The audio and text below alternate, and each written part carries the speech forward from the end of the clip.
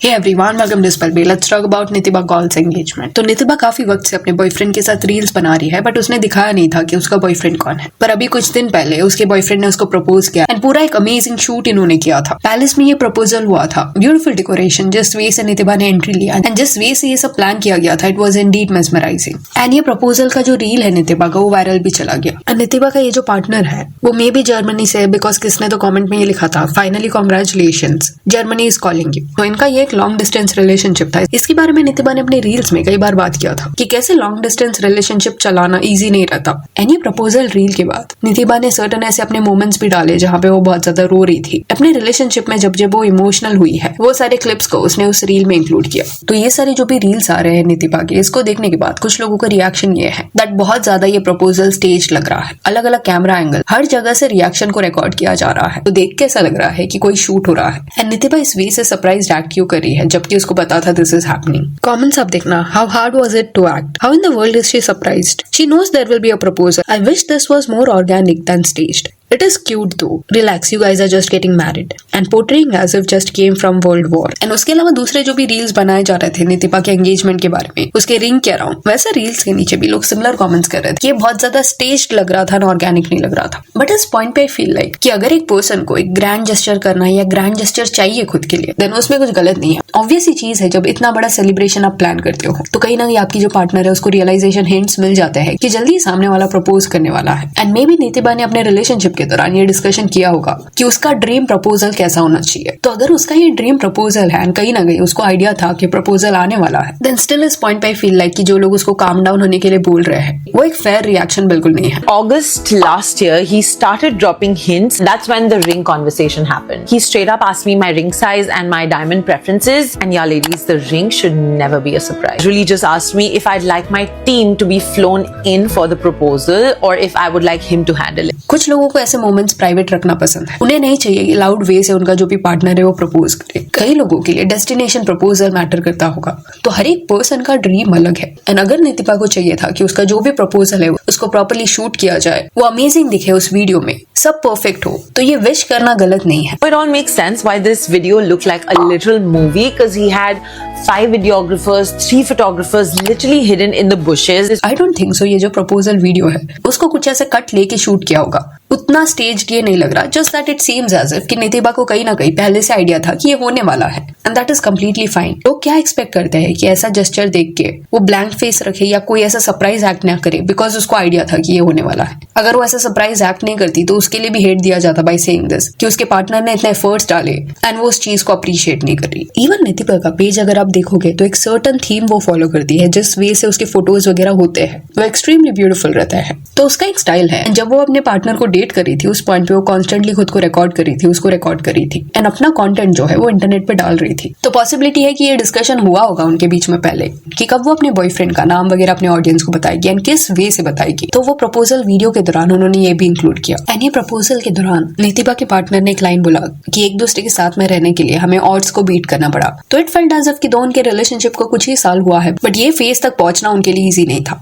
To be with each other, we had to fight the odds. अभी ये बोला जा रहा है कि मोस्टली ये पर्सन का ये सेकंड मैरिज है एंड पहला जो मैरिज है वो सेपरेशन अगली हो गया था। एनीवेज इस पॉइंट पे ये फैक्ट को कंसिडर करना पड़ेगा कि इन्फ्लुएंसर्स का जो लाइफ है वो कहीं ना कहीं अलग है ही। पहले भी हमने ये बात किया है कि कभी भी कुछ होता है तो एवरी टाइम उनका कैमरा ऑन हो जाता है, वो एक दूसरे को रिकॉर्ड करते हैं। तो जब कैमरा ऑन होता है तो अपना रियल सेल्फ दिखाना इतना ईजी नहीं रहता। अपना रॉ सेल्फ आप रिकॉर्ड करना पसंद नहीं करोगे। एंड हाँ, नो डाउट ये सब ऑड है कि कैसे इन्फ्लुएंसर्स सब कुछ रिकॉर्ड करते हैं, बट अभी एक ट्रेंड बन चुका है, ये एक नया नॉर्मल है। एंड अगर इन्फ्लुएंसर की लाइफ में कुछ बड़ा चीज होने वाला है तो उनके माइंड में ये भी आ जाता है कि उनको इसका कंटेंट बनाना है। जैसे सौरभ जोशी के बारे में जब बात हो रहा था उस पॉइंट पे थगेश ने एक लाइन बोला था, जो पर्सन खुद का लाइफ वगैरह व्लॉग करता है और अपनी ऑडियंस को दिखाता है, उसकी जब शादी होगी, एंगेजमेंट होगी, तब आप क्या एक्सपेक्ट करते हो कि क्या व्लॉग वो बनाएगा। ऑब्वियस सी बात है कि वो अपनी शादी के अराउंड, एंगेजमेंट के अराउंड ही कंटेंट बनाएगा। एंड थगेश का जो ये स्टेटमेंट था वो बहुत ज्यादा वैलिड था। जस्ट दैट सौरभ जोशी के केस में वो एक्सट्रीमली पुश कर रहा था, लाइक अपनी वाइफ गिर रही है उस सारी चीजों को भी अपने कंटेंट में इंक्लूड करा था जो इजीली अवॉइड हो सकता था एंड उसके लिए उसको उस पॉइंट पे कॉल आउट किया गया था। अभी बीच में रोही राय के साथ भी सिमिलर चीज हुई थी। वो हॉस्पिटल में एडमिट थी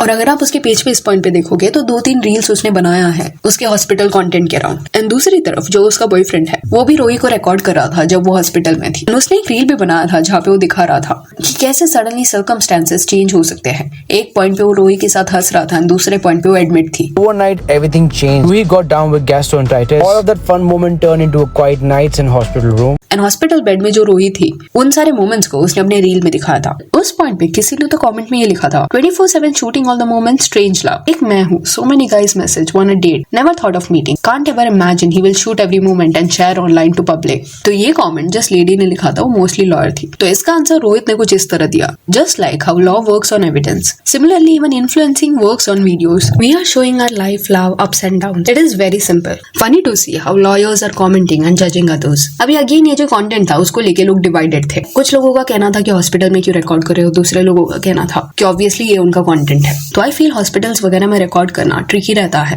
रीजन बीइंग वहां पे दूसरे लोग भी रहते हैं। बट इनके केस में एटलीस्ट इनके रील में ये लोग सिर्फ खुद को दिखा रहे थे, इनका शायद प्राइवेट रूम था। एंड जस्ट वे से रोही इस पॉइंट पे रील्स बना रही है हॉस्पिटल कंटेंट के अराउंड। उसको देख के ऐसा लग रहा है कि शायद उसने ही अपने बॉयफ्रेंड को बोला था कि अलग अलग एंगल से उसको रिकॉर्ड करे। अब ये जो रिकॉर्डिंग हुआ है इस पे मेरा टेक थोड़ा डिफरेंट है और वो इसलिए है बिकॉज 2025 में ये एक्सेप्ट करना पड़ेगा कि पिछले कुछ सालों में बहुत सारी चीजें डिफरेंट हो गई है। पहले जो बहुत ज्यादा वियर्ड लगता था, अजीब लगता था, वो आजकल नॉर्मल हो गया है। जो चीजें पहले शायद लोग रिकॉर्ड नहीं करते थे, जैसे कि खुद को रोते हुए लोग रिकॉर्ड नहीं करते थे, बट अभी वो सारी चीजें लोग करते हैं। तो वो चेंज को भी यहाँ पे कंसिडर करना पड़ेगा। See it goes without saying कि अगर कोई पेन में है, किसको मेडिकल अटेंशन का नीड है, कोई चक्कर आके गिर गया है, उस पॉइंट पे आप उसको मेडिकल अटेंशन प्रोवाइड करने की जगह व्लॉग बना रहे हो, उसको रिकॉर्ड कर रहे हो, दैट इज एब्सोल्युटली रॉन्ग। वो बिल्कुल करेक्ट नहीं है, दैट इज इनसेन। जैसे गौरव तनेजा ने एक बार किया था, उनकी जो डॉटर है उसको लग गया था, वो जोर जोर से रो रही थी, वो छोटी बच्ची है, वो कैसे बोलेगी अपने डैड को कि रिकॉर्ड मत करो, मुझे हॉस्पिटल ले जाओ। उसको तो कुछ समझ नहीं था, उसके डैड का वो रिस्पॉन्सिबिलिटी था। उसको 2 हॉस्पिटल ले जाया गया, बट उसके पहले उसको रिकॉर्ड भी किया गया। तो दैट इज रॉन्ग, क्योंकि वो बच्चे को उस पॉइंट पे मेडिकल अटेंशन नहीं मिला था, हॉस्पिटल में आपने सेफली नहीं पहुंचाया था, आपको पता ही नहीं था कि उसके साथ हुआ क्या है, स्टिल आप व्लॉग्स बना रहे थे। That clearly seems too much. But रोही एंड रोहित का ये जो रील था, वहां पे जो क्लिप्स देखने मिल रहा है उससे दिख रहा है कि रोही जब हॉस्पिटलाइज हो गई थी, उसका ट्रीटमेंट वगैरह होने आया था, उसके बाद इन्होंने ये सब रिकॉर्ड किया था, यानी कि मेडिकल अटेंशन उसको मिल गया था। Then they started recording certain moments so that वो बाद में अपने ऑडियंस को ये सब दिखा पाए। तो इस पॉइंट पे फील लाइक 5-6 साल पहले ये बहुत अजीब लगता, बट अभी एज आई सेड ये इन्फ्लुएंसर्स का लाइफ बन गया है। इन अ वे ये सब उनके लाइफ का पार्ट बन गया है कि जो भी क्रूशियल मोमेंट्स है वो रिकॉर्ड उनको करना है। But as I said responsible way से अगर आप रिकॉर्ड कर रहे हो, हॉस्पिटल में दूसरे जो पेशेंट्स है उनका आइडेंटिटी नहीं दिखा रहे या वल्नरेबल मोमेंट्स रिकॉर्ड नहीं कर रहे हो, देन आई फील इस पॉइंट पे कुछ बोला नहीं जा सकता because everyone is doing it. ऐसे कंसिडर करो कि ये नया डिस्टोपियन वर्ल्ड है, बट दैट डजंट मीन कि लोग इनसेन वे से एक्ट करें। जैसे कि वेस्ट में वगैरह तो फ्यूनरल में जाते वक्त भी गेट रेडी विद मी बनाया जा रहा है, वहां पे क्लियरली बाउंड्रीज क्रॉस हो रहे हैं, इनसेंसिटिव लोग हो रहे हैं। तो पब्लिक प्लेस में अगर कोई है या अगर आपके आसपास ऐसा कोई पर्सन है जिसको नहीं चाहिए कि उसको रिकॉर्ड किया जाए, वो नहीं चाहता आपके व्लॉग में आना, या बच्चे इन्वॉल्व है या सेंसिटिव मूवमेंट्स है, वैसे सिनेरियोज में ये इन्फ्लुएंसर्स को ज्यादा रिस्पॉन्सिबल वे से एक्ट करना पड़ेगा। वरना तो आई फील लाइक कि अगर ये उनका काम है, उनको कॉन्स्टेंटली रिकॉर्ड करना पड़ता है अपने लाइफ के बड़े मोमेंट्स को या इमोशनल मोमेंट्स को, देन दैट इज समथिंग जो हमें एज ऑडियंस एक पॉइंट के बाद एक्सेप्ट करना पड़ेगा, क्योंकि डाउन द लाइन कुछ साल बाद ये सब और भी ज्यादा नॉर्मल होने वाला है। मे बी ये सैड चीज है कि हर टाइम कैमरा रिकॉर्ड हो रहा है, आप रियल रिएक्शंस नहीं दे पा रहे, रियल फीलिंग्स नहीं शेयर कर पा रहे, but clearly that is the new trend. So yeah that's it for this video. Do let me know कि ये जो भी इन्फ्लुएंसर मूवमेंट्स के बारे में हमने बात किया, इसके बारे में आपका क्या कहना है। And if you want your followers on Instagram, जिसका लिंक आपको डिस्क्रिप्शन में मिल जाएगा, और ये वीडियो अच्छी लगी तो लाइक एंड शेयर करें, और ऐसे और अपडेट्स के लिए चैनल को प्लीज सब्सक्राइब करें। Thank you.